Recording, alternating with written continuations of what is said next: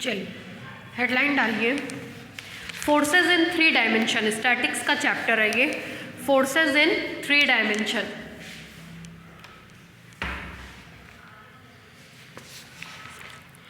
Forces in 3 dimension.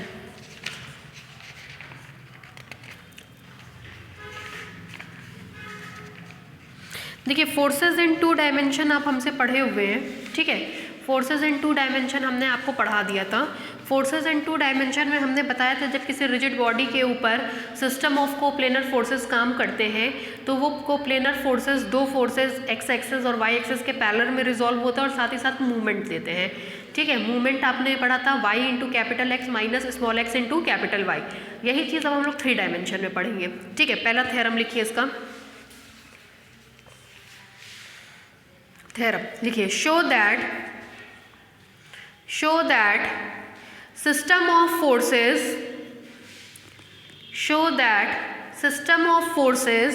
can be reduced to a single force,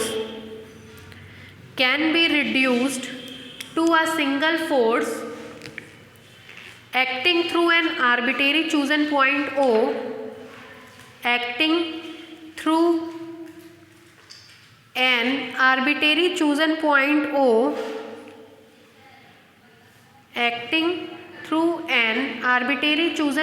O and a couple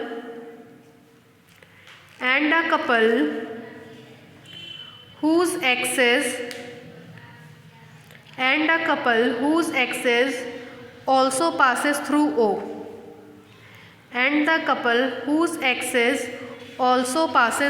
O,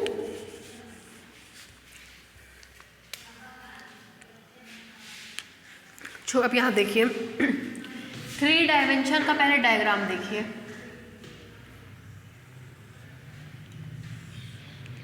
x axis, y axis, z axis, ये 3 axis हमने अपनी ले ली, ठीक है। कोई rigid body है, उस रिजिड बॉडी के अलग अलग point P1, P2, P3 and so on, Pn पे फोर्सेस, सॉरी A1 A2 ले लीजिए, A1 A2 A3 and so on, An पे फोर्सेस लग रहे हैं P1, ये A है, P2 P3, ठीक। क्योंकि सारे के सारे आर्बिट्रेरी पॉइंट हैं, किसी एक पॉइंट को चूज कर लीजिए। मान लीजिए हमने चूज कर लिया पॉइंट A1 को। A1 पे कौन सा फोर्स लग रहा है? P1। इसको 3 पार्ट में डिवाइड करेंगे। पहला होता है हमारा x1, दूसरा होता है हमारा y1 और तीसरा होता है हमारा z1। 3 फोर्सेस में हमने इसको डिवाइड कर दिया, ठीक। मान ले रहे हैं इसका कोऑर्डिनेट है x1, y1, z1। अब क्या करते थे, वहाँ पे A1 को शिफ्ट करते थे ओरिजिन O पे। A1 को ओरिजिन O पे शिफ्ट करने के लिए बारी बारी से शिफ्ट करेंगे। सबसे पहले x1 को करेंगे, फिर y1 को करेंगे, फिर z1 को करेंगे। सबसे पहले हम z1 को शिफ्ट कर रहे हैं। z1 को ओरिजिन पे शिफ्ट करने के लिए z1 पे 2 बराबर और विपरीत दिशा में फोर्स को ड्रॉ करते हैं। क्योंकि ये दोनों बराबर और ऑपोजिट डायरेक्शन में है, दोनों एक दूसरे को कैंसिल कर देंगे और कोई फर्क नहीं पड़ेगा। फिर देखिए A1 से एक परपेंडिकुलर M XY प्लेन में ड्रॉ करते हैं। चूँकि 3 डायमेंशन में है तो जितना 2 डायमेंशन में बेहतर समझ में आता है उतना बेहतर नहीं समझ में आता है इसमें। इसीलिए 3 डायमेंशन का कंसेप्ट तब आया जब आप 2 डायमेंशन में पढ़ करके आते हैं, ताकि टीचर्स को ये रहे कि आप 2D की चीज़ों को जानते तो उनको बहुत पेन नहीं लेना पड़ता है 3D में बताने के लिए। क्योंकि to be very fact black board 2D है, डायग्राम 3D है, बहुत ज़्यादा नहीं समझ में आता है, ठीक है। लेकिन एक मोटा मोटी स्ट्रक्चर आपको जानना चाहिए। हमने A1 से एक परपेंडिकुलर ड्रॉ कर दिया A1 M1 किस प्लेन में? XY प्लेन में। फिर देखिए यहाँ पे इसी के पैरेलल एक लाइन खींचते हैं, A1 M1 के पैरेलल एक लाइन खींचा, इस लाइन को हम नाम देते हैं N1, जिस पॉइंट पे इसको कट करती है Q1, और इसको नाम देते हैं S1 का। मतलब Q1 S1 एक लाइन हमने A1 M1 के पैरेलल खींची जो x एक्सिस को N1 पॉइंट पर इंटरसेक्ट करती है। यहाँ से इसको मिलाते हैं, ये एंगल π/2 45 दिख रहा होगा, लेकिन ये 45 नहीं होगा, क्या होगा, π/2 होगा, क्योंकि ये प्लेन 1 2 3, एक से अगर इस पे हमने दो पैरेलल लाइन खींची है, दोनों को मिलाते हैं तो एंगल कितने डिग्री का आएगा, 90 डिग्री, 3 डायमेंशन। ये एंगल कितने का हो जाता है, 90 डिग्री। ठीक है, दो लाइन है, दोनों के बीच में 3D से अगर हम हिस्से को मिलाते हैं तो एंगल कितना होगा, π/2। इतने में कोई डाउट आपको नहीं। Z1 इसके पैरेलल फोर्स Z1 तो इसके भी पैरेलल फोर्स Z1, इसके पैरेलल फोर्स Z1 तो इसके भी पैरेलल फोर्स Z1। ठीक है, इतने में कोई डाउट, कोई दिक्कत नहीं, उतार लीजिए इतना।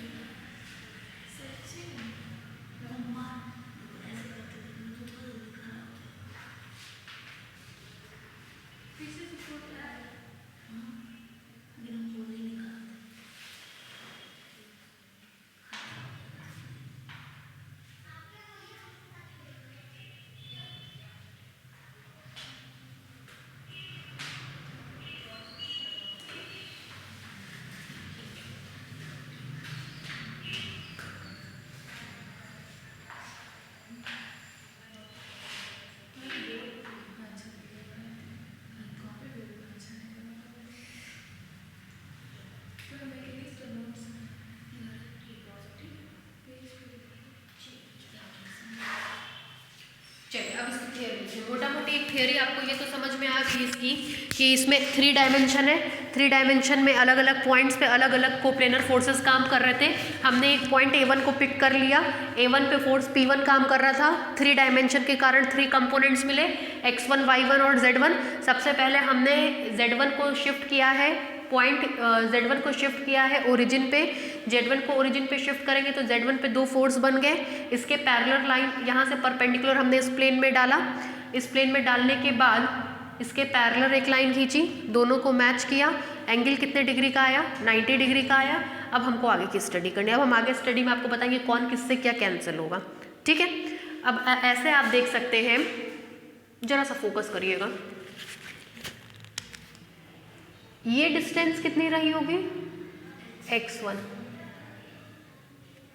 ये डिस्टेंस कितनी रही होगी, z1। और ये जो डिस्टेंस है वही y1 होगी। ये डिस्टेंस कितनी होगी, y1, ठीक।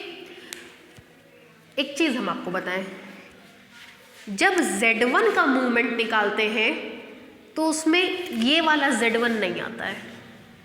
कौन कौन आता है, x1 और y1। क्योंकि आप देख रहे होंगे ये इसके साथ मिलकर के मूवमेंट बनाएगा, ये इसके साथ मिलकर के मूवमेंट बनाएगा, ठीक। जब ये इसके साथ मूवमेंट बनाता है तो उसको हम लोग क्या लेते हैं, y1। और जब ये इसके साथ मूवमेंट बनाता है तो हम लोग उसको क्या लेते हैं, x1। आप वहाँ कहते थे,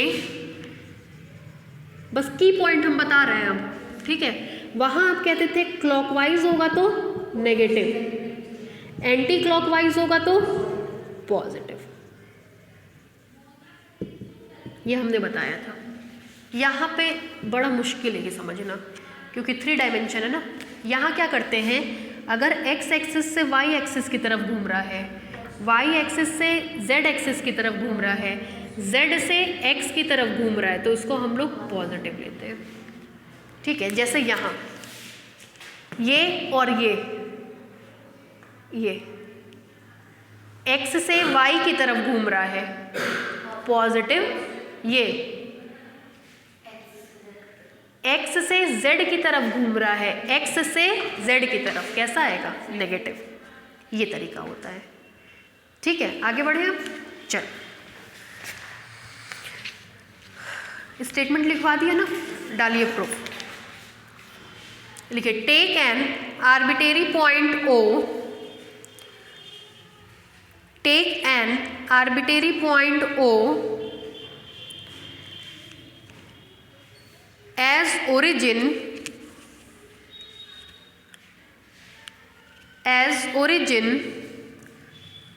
and 3 mutually perpendicular lines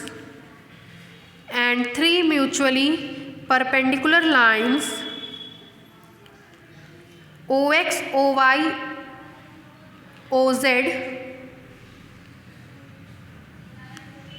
OX, OY, OZ as 3 coordinate axes, as 3 coordinate axes.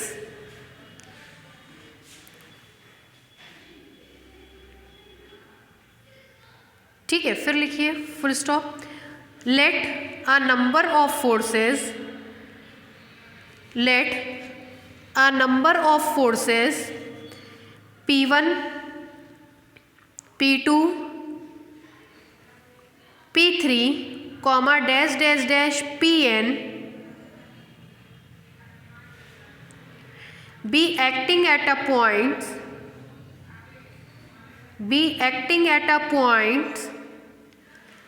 A1 bracket में x1, y1, z1, A2 bracket में x2, y2, z2, A3 bracket में x3, y3, z3, dash dash dash an bracket में xn, yn, zn at a body respectively. आप लोगों के साथ एक अमृता पढ़ती थी, याद है, अब ऑनलाइन पढ़ रही है वो, क्योंकि उसका थोड़ा सा डाउटफुल है कि सेकेंड ईयर का देना है कि थर्ड ईयर का देना है। वो इतना पीछे पड़ी रहती थी कि मैम मैकेनिक्स आप पढ़ाइए। तो उसको हम यही कहते थे कि अरे भैया 2 पेपर बहुत बड़े बड़े हैं, ये 2 पेपर अपने आप में 3 पेपर के बराबर है। तो आज उसका जो है फिर मैसेज आया, मैम अब तो कोर्स कंप्लीट हो गया है ना, बचा हुआ आप पढ़ा दीजिए। हम कहे चलिए ठीक है। AN at a body respectively,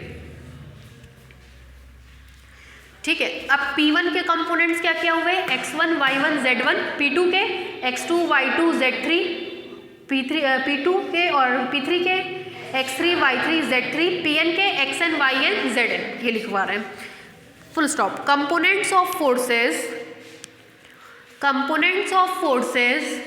P1, P2, P3, dash dash dash Pn parallel to coordinate axes are, देखिए ऐसे लिखते हैं x1 y1 z1, ये पहले वाले का सेमीकोलन, फिर x2 y2 z2 दूसरे वाले का सेमीकोलन, x3 y3 z3 तीसरे वाले का semicolon, and so on xn yn zn आखिरी वाले का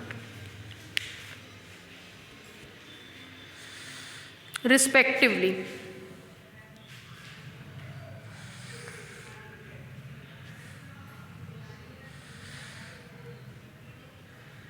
ठीक है, अब हम लोग इसकी बात करने चल रहे हैं। लाइन चेंज करके लिखे, in order to find resultant of above forces, in order to find resultant of above forces, comma, we first shift the forces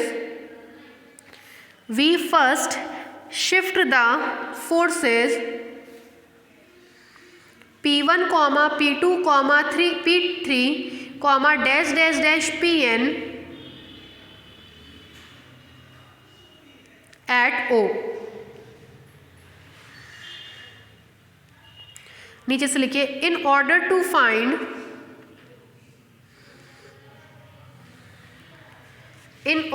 find the force P1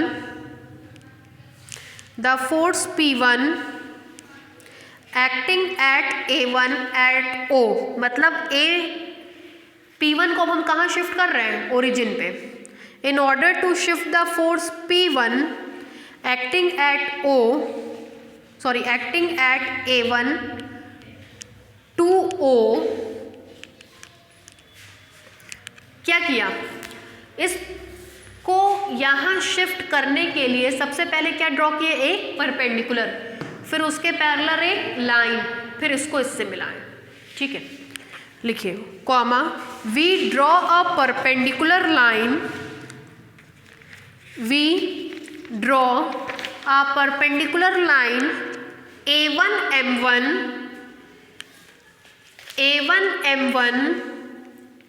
from A1 to XY plane,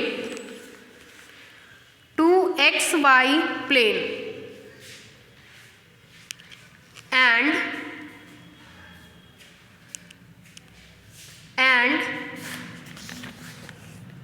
M1 N1,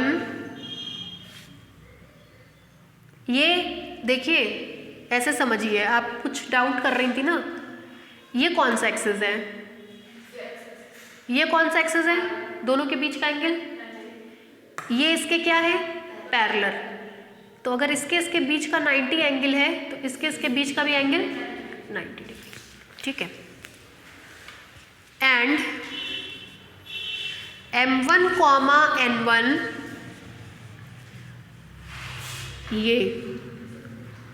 ये इस line पे perpendicular है, तो ये भी इस line पर perpendicular होगा। And M1, N1 from M1 be the perpendicular to the x-axis, be the perpendicular to the x-axis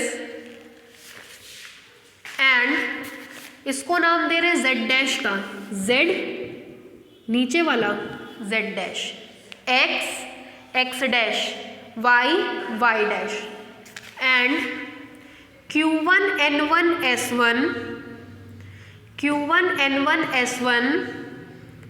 be a line parallel to ZO z dash and q1 n1 s1 be a line parallel to ZO z dash। नीचे से लिखिए introduce the forces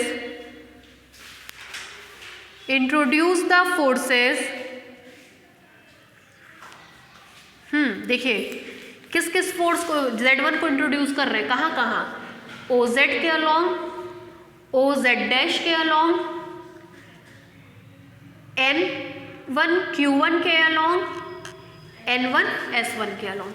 ठीक है, लिखिए introduce the forces Z1 along the axis OZ, OZ dash, N1 Q1 and N1 S1 दोनों एक दूसरे के ऑपोजिट हैं तो रिजल्टेंट में कोई फर्क नहीं पड़ेगा, so that these forces will not effect on the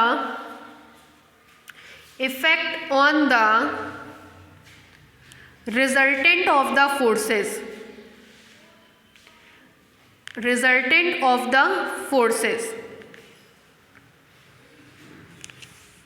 अब देखिए, अभी हम समझाए थे ये इसके साथ कपल बनाएगा एक्स वाई डायरेक्शन में, तो ये कैसा होगा, पॉजिटिव, और एक इसके साथ बनाएगा, ठीक है, ये कैसा होगा, नेगेटिव, क्योंकि ये जब इसके साथ जाएगा तो ये कैसा डायरेक्शन देगा, नेगेटिव डायरेक्शन देगा।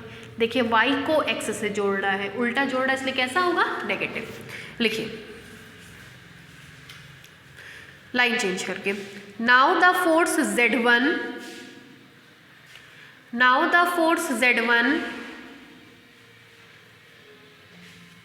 along, जरा यहाँ देखिएगा, along A1 B1।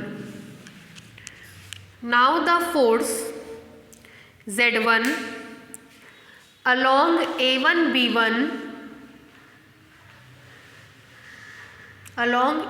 B1 and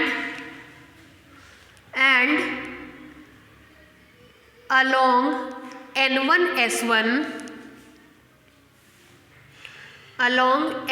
S1 देखिए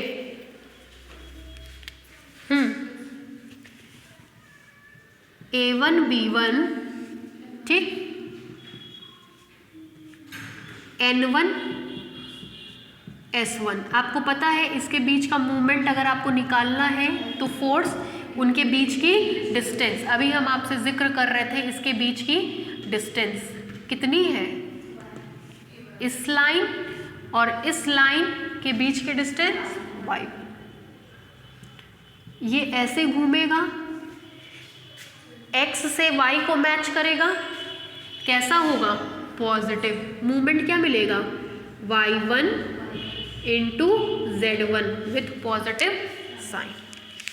ठीक है, लिखिए A1 B1 and N1 S1 forms a couple with movement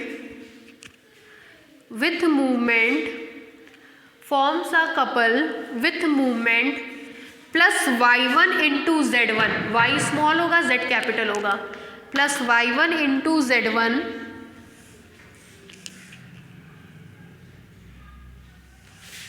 किस एक्सिस के अलॉन्ग, इसके और इसके बीच में कौन सा एक्सिस आ रहा है, x axis, along OX axis along OX axis and the force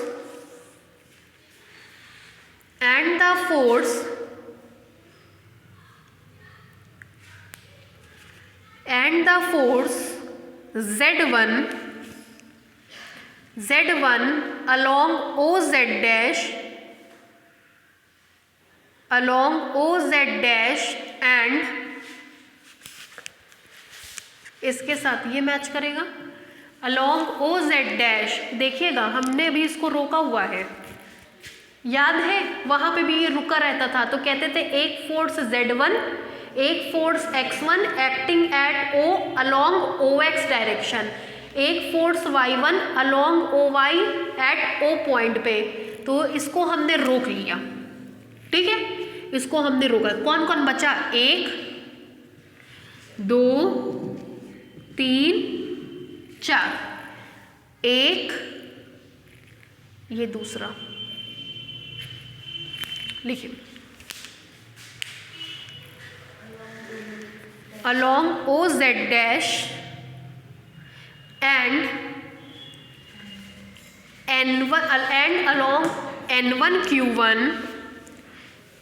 along N1Q1 forms चलिए देखिए, एक है आपका OZ डैश, ठीक, एक है आपका N1Q1, ठीक, ये इधर की तरफ ये नीचे की तरफ, दोनों के बीच की डिस्टेंस, ये इसके पैरेलल, दोनों के बीच की डिस्टेंस कितनी आई? x1। जब ये इसके साथ घूमेगा तो xz उल्टा जा रहा है, y to x, यहां से शुरू हुआ y to x, कैसा साइन आएगा? Negative sign minus z1 into distance कितनी है? x1। यही हम आपको बता रहे थे, जब z1 फोर्स का कपल निकालेंगे तो स्मॉल z1 नहीं आएगा, कौन आएगा? x1 और y1 आएगा, ठीक है, जिसमें से पहला वाला नेगेटिव, दूसरा वाला पॉजिटिव। लिखिए, forms a couple with movement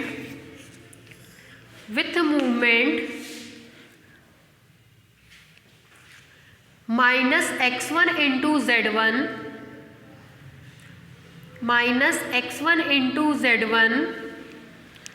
about OY axis, full stop. लिखिए, hence the force Z1 acting at A1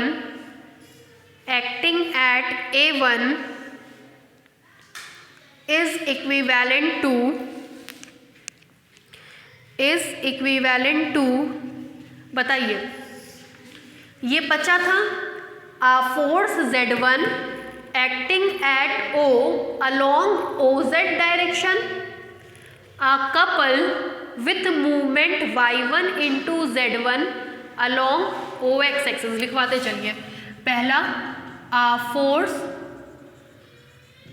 Z1 acting at O along OZ direction,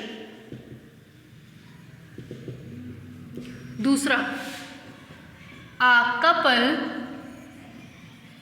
with movement plus Y1 Z1 along X axis, तीसरा a couple with movement minus x1 into z1 along y axis. अब देखिए, जब z1 की बात करेंगे तो पहले line में सब चीज़ z के लॉन्ग होगा, दूसरे पॉइंट में कोई भी चीज़ z के लॉन्ग नहीं होगी, y1 z1 होगा, मतलब z1 का मूवमेंट निकाल रहे हैं तो दोनों जगह z1। जब x एक्सिस के अलॉन्ग निकालेंगे तो y एक्सिस के अलॉन्ग निकालेंगे तो x।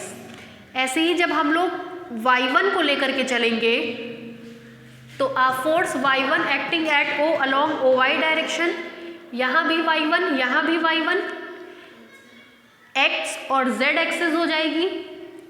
जब z1 का निकाले तो z1 के ठीक पहले कौन था, y वाला ऐसे लिखते हैं हम तो, y वाला पॉजिटिव, z वाला नेगेटिव, x वाला नेगेटिव। ठीक, तो जब आप लोग y1 के अलॉन्ग निकालेंगे तो ठीक इसके पहले कौन रहेगा, x, तो स्मॉल x वाला नेगेटिव और दूसरा वाला पॉजिटिव। ठीक है, चलिए लिखिए, इज इक्विवेलेंट टू पहला, दूसरा, तीसरा पॉइंट।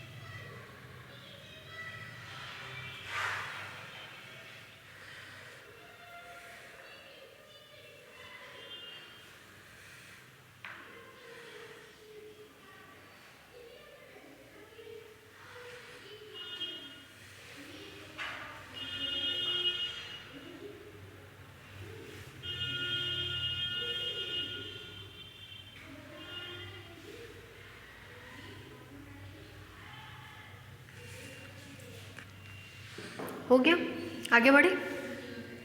अब इसी तरह से हम लोग फोर्स x1 का निकालेंगे और किसका निकालेंगे, y1 का। नीचे से लिखिए, similarly the force x1 acting at a1, similarly the force x1 acting at a1 is equivalent to, चलिए लिखवाइए, पहला क्या आएगा, force x1 at O along OX direction. ठीक, अब जरा मेरी बात सुनिए। दूसरा, कपल विथ मूवमेंट, अभी हम ये छोड़ रहे हैं, छोड़ दीजिए। किसका मूवमेंट निकालना था, छोड़ दीजिए, ये भी छोड़ दीजिए, अलोंग डैश एक्सिस। तीसरा, couple with movement dash along dash axis. चलिए अब लिखवाइए, किसका निकाल रहे थे, z का, पहले किसका निकालते हैं, z का, z के बाद x और y। अब किसका निकाल रहे हैं, x का, तो y और z। ठीक, z का कपल निकाले तो z1, x1 का निकालेंगे तो x1 और x1। ठीक, फिर हमने कहा था z के बाद क्या आता है, x, वो पॉजिटिव, x के बाद क्या आता है, y, वो पॉजिटिव, जो दूर आता है वो वाला नेगेटिव। y होगा तो x, y होगा तो z आएगा, z होगा तो y आएगा, हाँ इंटरचेंज। x था तो y आया, y था तो x आया, y होगा तो z आएगा और z होगा तो y आएगा। ठीक है, ये ऐसे ही समझना पड़ेगा। रीज़न क्या है, क्वेश्चन करते टाइम तो वही देखेंगे, x y y z z x positive, उल्टा होगा तो नेगेटिव, लेकिन ये याद करने का इससे अच्छा तरीका नहीं है। z x y, x positive y negative. ठीक है, लिखिए,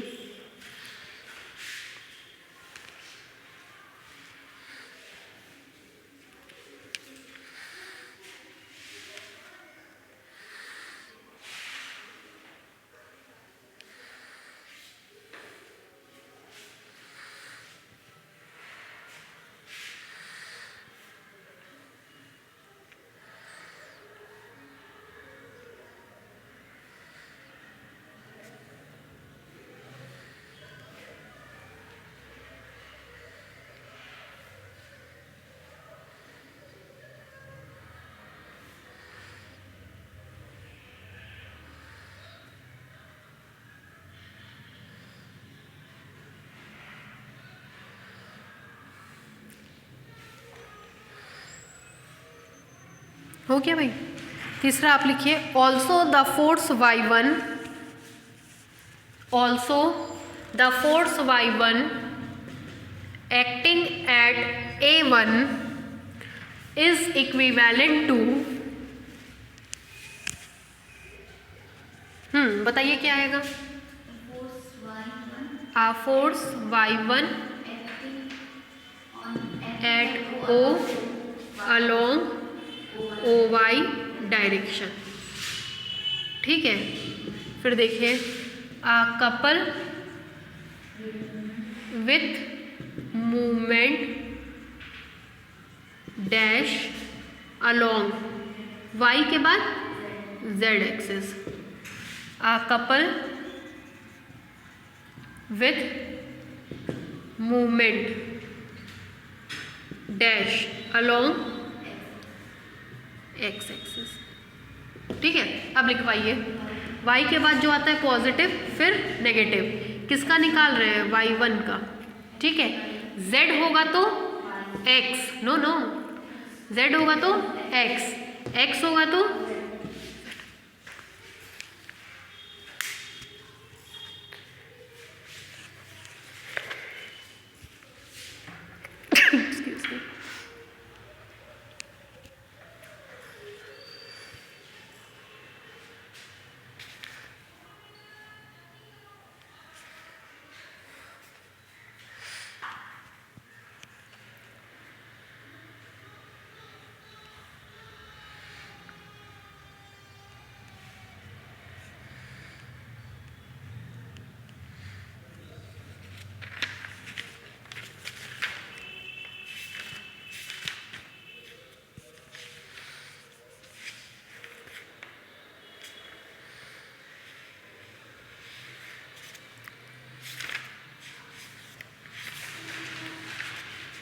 हो गया।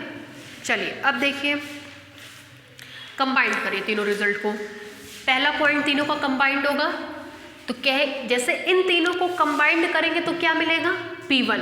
तो अब हम P1 के लिए लिख रहे हैं, thus the force P1 acting at A1 is equivalent to. जैसे ही X1 Y1 Z1 कंबाइंड हुए P1 मिला, तीनों का रिजल्ट भी कंबाइंड कर दीजिए। इसको कंबाइंड करेंगे तो मिलेगा a force X1, y1 and z1 acting at O along OX, OY and OZ direction। दूसरा a couple with movement, ये x वाला दोनों को पकड़ लीजिए।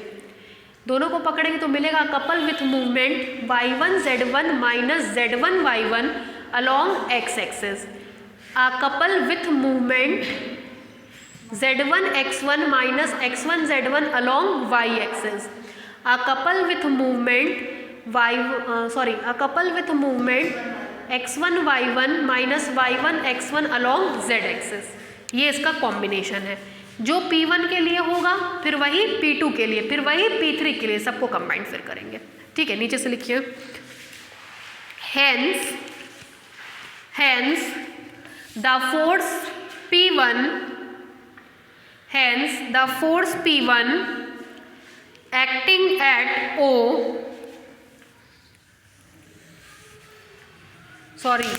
hence the force P1 acting at A1 is equivalent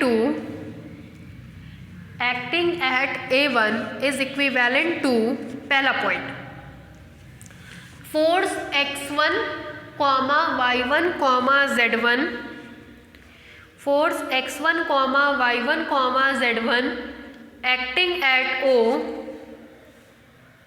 along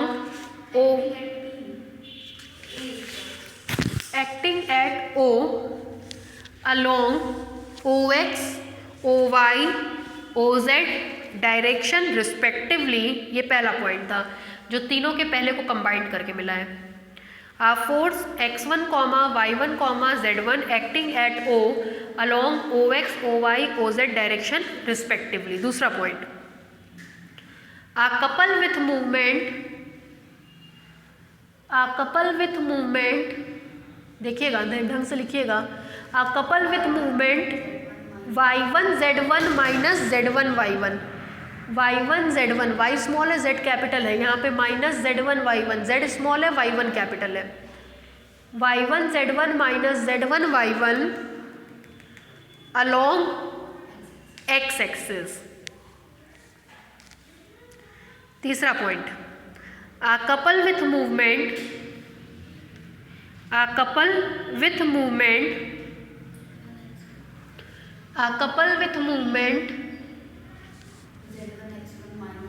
y वाला लेके चल रहा है, ठीक है, y वाला आपका इस स्लॉट में है, z1 x1 minus x1 z1, z1 x1 minus x1 z1 about y axis.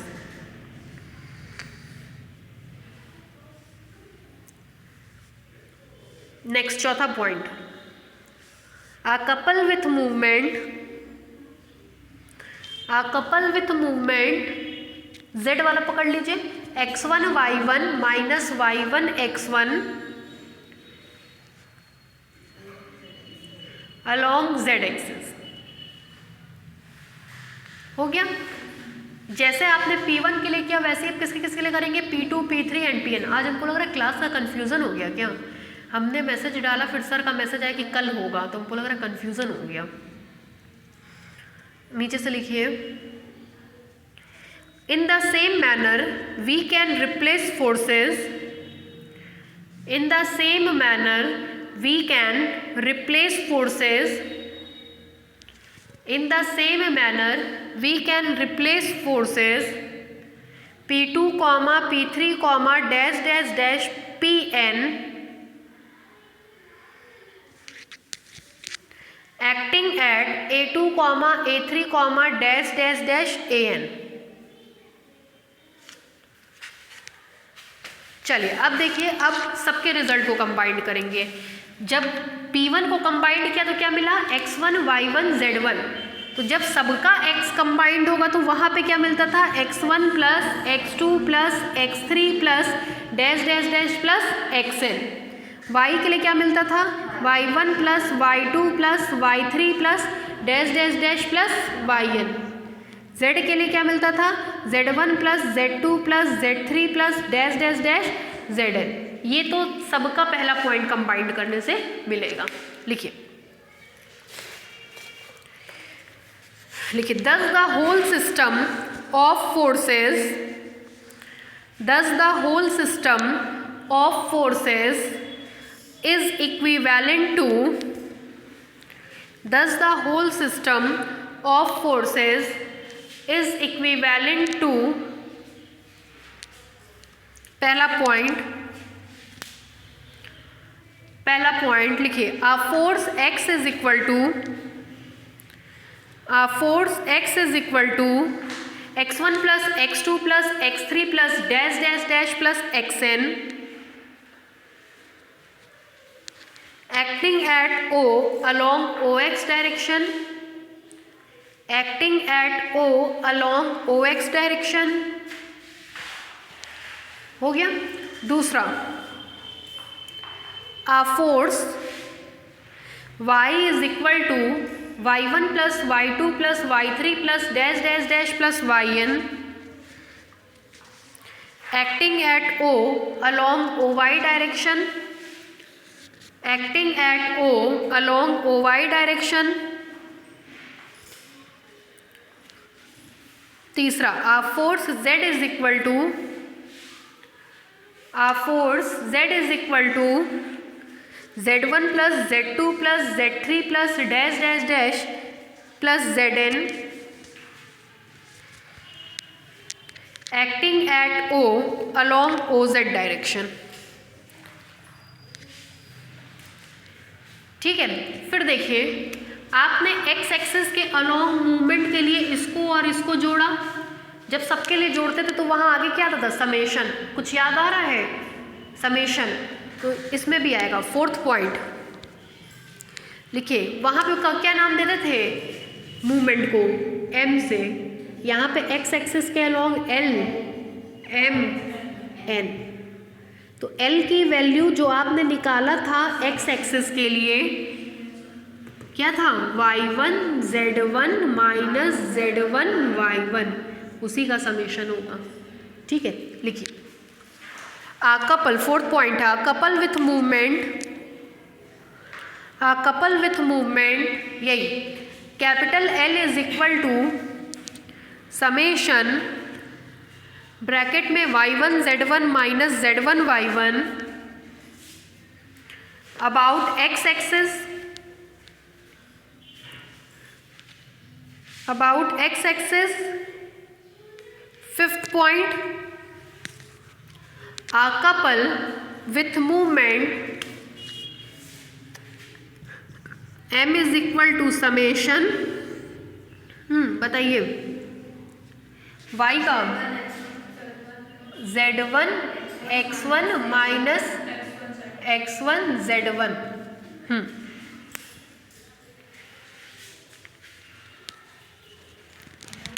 about OY axis,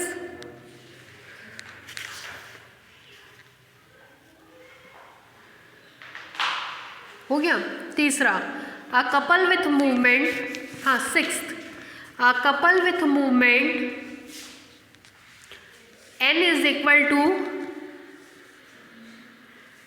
x1 y1 minus y1 x1, x1 y1 minus y1 x1 along z axis. हो गया। चलिए अब नीचे से रिजल्टेंट कुछ याद है, कैपिटल आर की वैल्यू आती थी under root x square plus y square, यहाँ आएगी r is equal to under root x square plus y square plus z square. ठीक है, लिखिए नीचे से the three forces capital X comma capital Y comma capital Z, the three forces capital X comma capital Y comma capital Z acting along the axis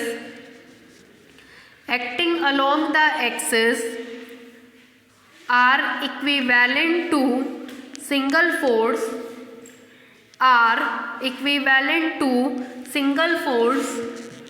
क्या capital R is equal to under root x square plus y square plus z square.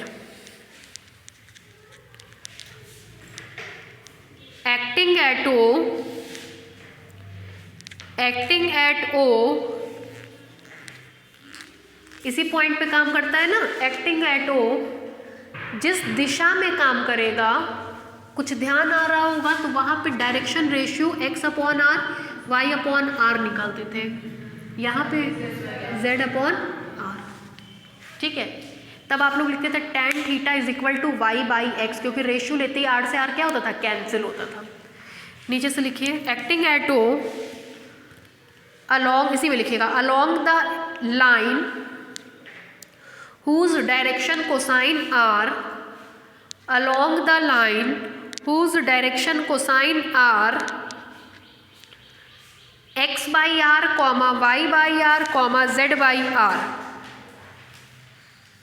x by r comma y by r comma z by r। तीन movement है L M N, इन सब का resultant मान ले रहे जी है, तो G की वैल्यू भी क्या मिलेगी, under root l square plus m square plus n square. नीचे से लिखिए also the three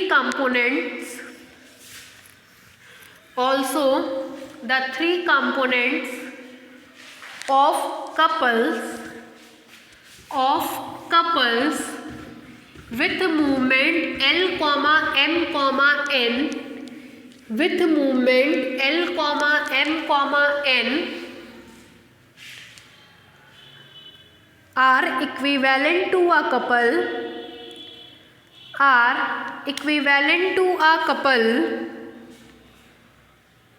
with,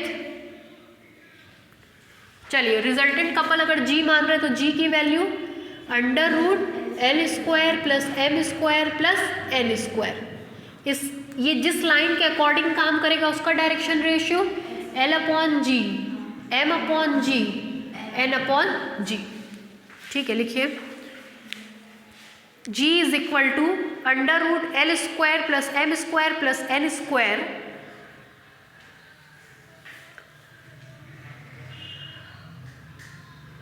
acting along a line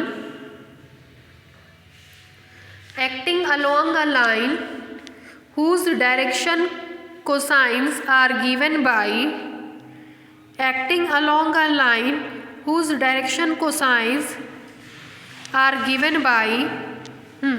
L upon G, M upon G, N upon G।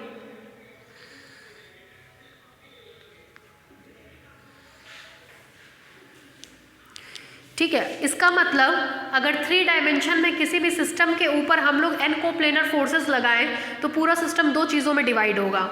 एक फोर्स में r जो O पॉइंट पे काम करेगा √x² + y² + z², और उस जिस लाइन के अकॉर्डिंग काम करेगा उस लाइन का डायरेक्शन कोसाइन ये होगा। दूसरा एक कपल G में G = √L² m² + n², और ये जिस लाइन के अकॉर्डिंग काम करेगा उसका direction cosine L upon G, M upon G, N upon G होगा। ठीक है, नीचे से लिखिए, hence the system of forces has been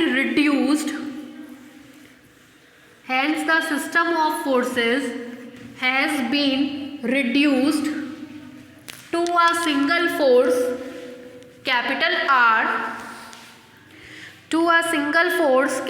R passing through arbitrary chosen point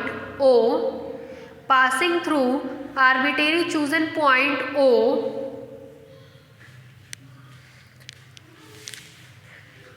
and a couple G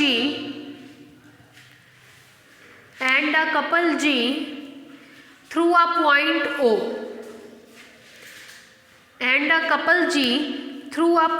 O, same यही चीज़ वहाँ आपने पढ़ी थी। वहाँ पे भी एक फोर्स R और एक कपल G में रिड्यूस होता था, बस बात ये थी कि वहाँ पे 2 डायमेंशन था, यहाँ पे 3 डायमेंशन है।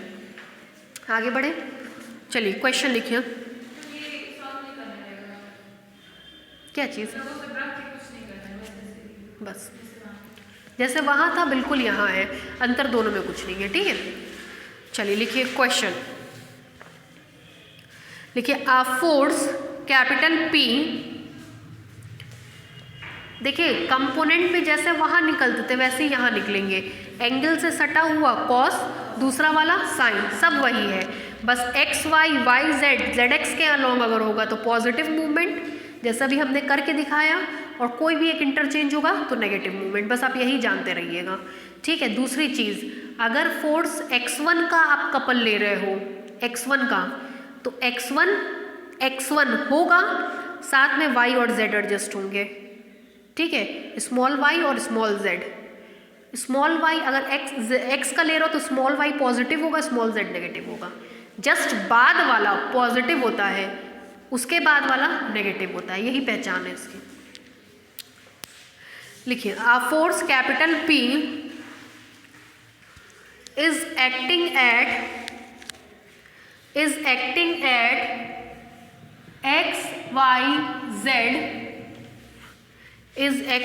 at XYZ of a rigid body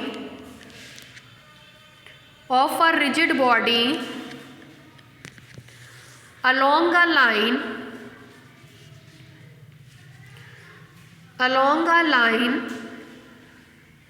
having line ordinate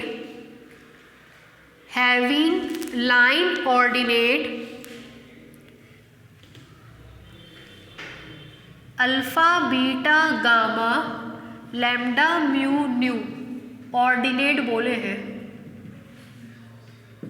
having line ordinate alpha beta gamma lambda mu new, full stop. Find x y z l m n।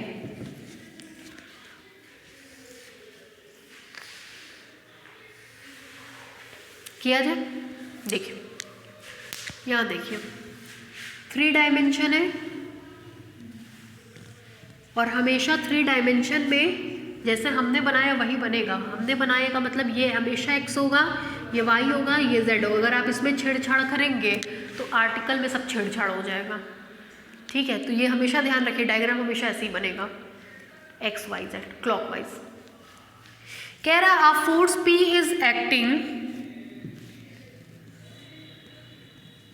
Eight a point x y z, ठीक, along a line having line ordinate alpha beta gamma lambda mu nu. Line ordinate में ये उस point का coordinate बताता है और ये direction cosine बताता है, ठीक है। तो अगर इस लाइन की हम बात करेंगे तो इस लाइन का x axis, y axis, z axis, ये अभी हम मिटा रहे, इसका काम नहीं, ये केवल इतना बता रहा था कि x y z arbitrary point, बाद में कोऑर्डिनेट दे दिया, मतलब पॉइंट ऑफ एप्लीकेशन का कोऑर्डिनेट क्या रहा होगा, अल्फा बीटा गामा, ठीक। ये एक्स एक्सिस से जो एंगल बनाती है, क्या मतलब होता है डायरेक्शन कोसाइन का। अगर ये आपका थीटा एंगल हो तो कॉस थीटा की वैल्यू लैम्डा, इसका कंपोनेंट इस दिशा में निकालिए। तो हमने क्या कहा था, एंगल से सटा हुआ होता है cos, P cos theta, cos theta की जगह लैम्डा, तो ये क्या होगा लैम्डा पी। समझ में आया। डायरेक्शन कोसाइन का मतलब कॉस थीटा की वैल्यू, अगर इसका direction cosine lambda x axis की दिशा में है तो एंगल से सटा हुआ पी कॉस थीटा, और कॉस थीटा की वैल्यू ये क्या है लैम्डा। तो डायरेक्शन कोसाइन का मतलब एक्स एक्सिस के अलॉन्ग अगर डायरेक्शन कोसाइन लैम्डा है तो ये लैम्डा पी, वाई एक्सिस के अलॉन्ग म्यू है तो ये म्यू पी, जेड एक्सिस के अलॉन्ग न्यू है तो दिस इज न्यू पी, ठीक है। दिख गया सब कुछ। कैपिटल एक्स की वैल्यू, एक्स एक्सिस की दिशा में जितने फोर्स लग रहे हैं सबको जोड़ दीजिए। कितने फोर्स लग रहे हैं, केवल और केवल एक फोर्स, क्या है वो लैम्डा पी। वाई का मतलब वाई एक्सिस की दिशा में जितने फोर्स लग रहे हैं सबको जोड़ दीजिए, केवल एक ही फोर्स है तो जोड़ना क्या है म्यू पी, और जेड एक्सिस की दिशा में जितने फोर्स लग रहे हैं उसको जोड़ दीजिए, क्या होगा न्यू पी, ठीक है। अब क्या होता था एल, एल की वैल्यू जरा बोलेंगी क्या होती थी, किसका है ये एक्स का, एक्स एक्सिस के अलॉन्ग होता है या एक्स फोर्स का होता है। तो एक्स फोर्सेस में क्या क्या आपका आएगा, summation y1 z1 minus z1 y1, ठीक है। जरा यहाँ देखिए समेशन क्यों नहीं लगाया, समझ में आ रहा होगा क्योंकि एक ही फोर्स है। y1 का मतलब बीटा, z1 का मतलब न्यू पी, z1 का मतलब गामा, y1 का मतलब nu p. This implies L is equal to beta nu lambda mu p, ठीक है। L हो गया। M का मतलब z1 x1 minus x1 z1, ठीक है। y वाला था तो z वाला पॉजिटिव स्मॉल वाला है ना। m is equal to z का मतलब गामा, तीसरा x का मतलब लैम्डा p माइनस x1 का मतलब अल्फा, z1 का मतलब nu p। This implies that m mu lambda gamma lambda minus alpha nu, gamma है, साथ में क्या आएगा p, and n is equal to बोलिए z का है x1 y1 minus y1 x1,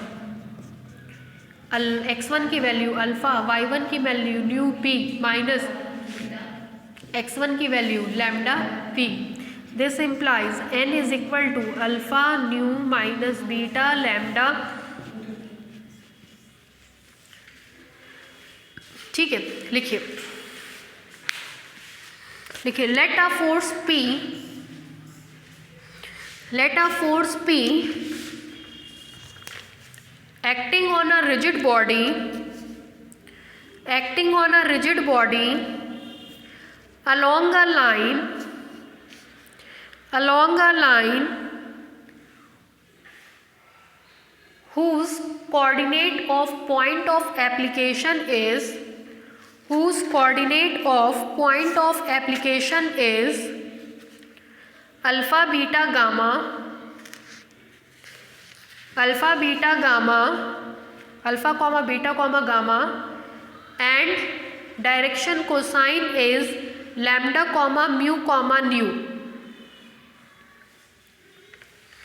ठीक है, फुल स्टॉप. नीचे से लिखिए let capital X comma capital Y comma capital Z be the component of forces, be the component of forces along x axis comma y axis and z axis, along x axis comma y axis and z axis, such that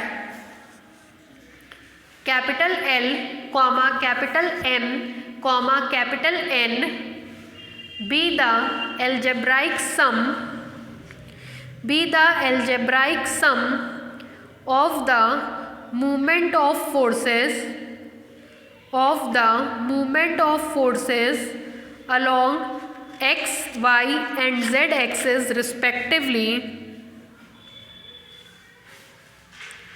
Then we have, उतार लीजिए पूरा.